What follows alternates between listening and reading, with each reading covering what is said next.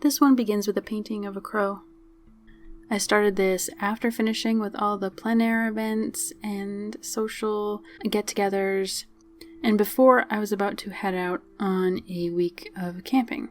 So I felt quite pressured to create something that I could share and hang in public, and I didn't know what to do with this painting because I've been so consumed by physical and mental discomfort, pretty much, and I just could not connect and express myself or even acknowledge the things that I was feeling.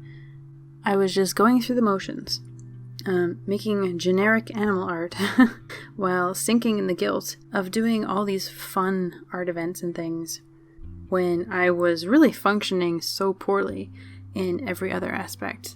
I think that's super common for artists to feel guilt when we're having fun because, we're supposed to be serious artists, making serious art, being responsible. We're supposed to prove our worth with money and fame. So it was really hard to feel connected to anything that I was making, and I was just keeping myself busy. And I ran out of time, and I just had to leave this crow painting for another day.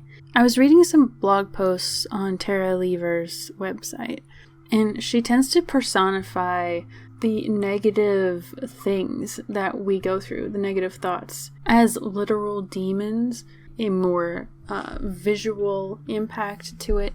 So I'm going to make a reference to that in a moment, even though I think the word demon is a little bit harsh and scary. I feel like there's got to be a better one. I have a confession, an artist regret. Can't remember if I've mentioned this, but I'm restarting the monthly art email newsletter, which I originally abandoned like 10 years ago when I started YouTube, and I thought, holy cow, social media is so much more interactive. But then the algorithms really started deciding for us who we like and what we want to see. I kind of miss the days where unsubscribing to something was a conscious thought, a decision that you made and wasn't made for you. I'm getting tired of jumping from social media to social media trying to find a place to fit in, and I am bringing back the email newsletter so that we can stop that.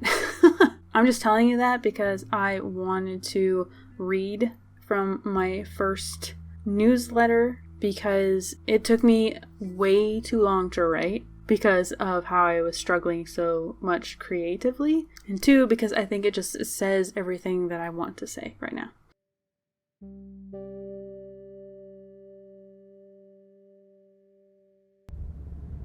In July, I was visited by more demons than usual. The ones that tell you there's too much art, not enough money, joy, or time, but instead of comforting them, I just let them kick around and empty our fridge.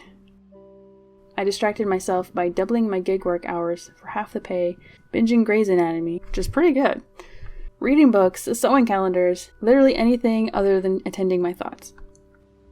He's thinking. I'm thinking if he's thinking for too long, I'm thinking I'm going to turn around.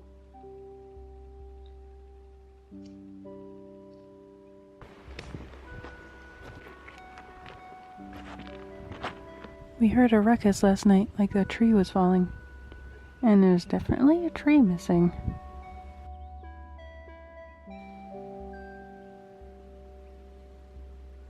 Big, big, big.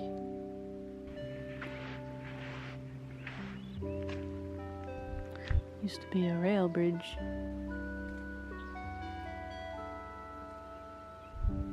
Imagine to be a deer. You just walk around and eat things. Ignore everybody who's trying to talk to you.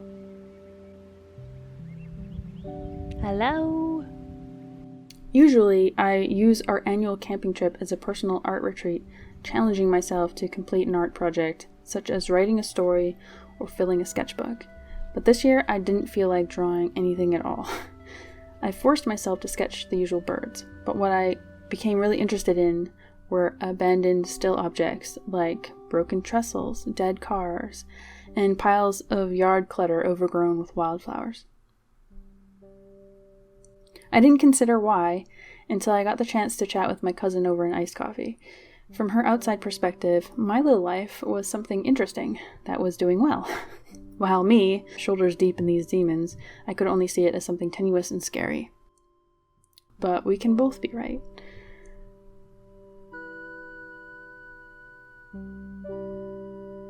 Perhaps these sketches were reflecting how I was feeling as a regular person, a little lonely, useless, overgrown and forgotten by time. I appreciate junk piles because I think they're visually interesting, yet they only exist because people discarded them. These are two complete opposite perspectives of the same thing, yet both are equally true.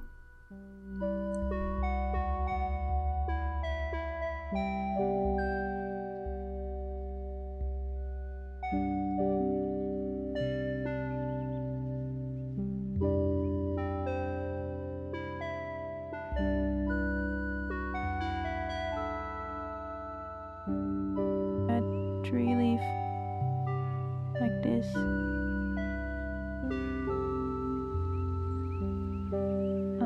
Excuse me?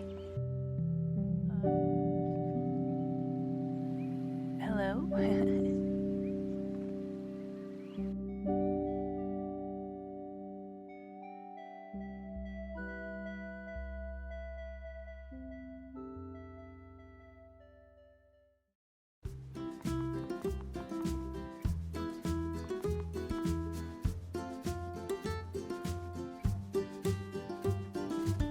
Because John wanted to march in the Pride Parade downtown, I took my sketchbook for the day down to the water and decided that this is it. I'm just going to force myself to be creative because I need 8 tiny paintings for September. So I started by just drawing little scenes around the area to see if something turned out interesting.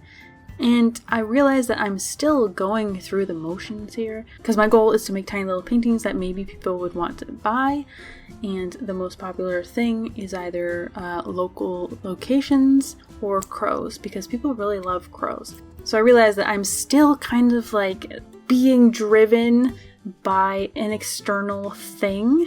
But I did also try to make use of this thing about the piles of junk. It just meant something to me, and I wanted to make something that expressed myself a little. I wasn't sure about it because most people are not going to be interested in piles of junk, but I made a bunch of little tiny thumbnails of crows finding treasure inside discarded piles of items. This is the first one that I tried. He's pulling a gem out of a pile of empty planters. Each one's gonna have like a different theme, I guess, based on which, demon is haunting.